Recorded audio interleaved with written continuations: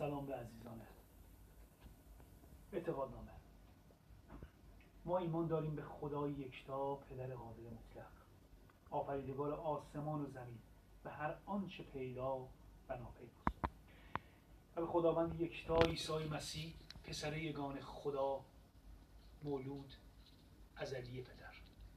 او خداست از خدا، نور از نور، خدای راستین از خدای راستین که زاده شده و آفریده نشده است و همزاد با پدر، و از طریق او همه چیز هستی یافت برای ما آدمیان و برای نجات ما از آسمان فرود آمد.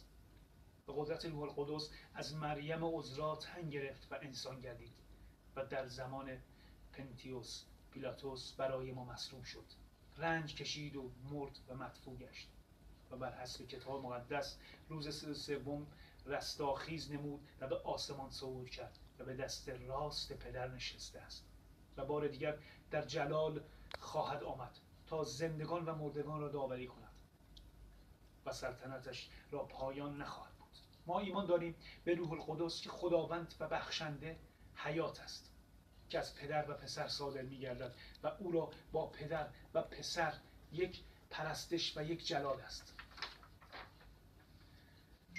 او از طریق پیامبران سخن گفته است. ما ایمان داریم به کلیسا که یکتا، مقدس، همگانی و رسولی است و اعتقاد داریم به یک تعمید برای آمرزش گناهان ما. ما رستاخیز مردگان و زندگان جهان آینده را در انتظار داریم. آمین.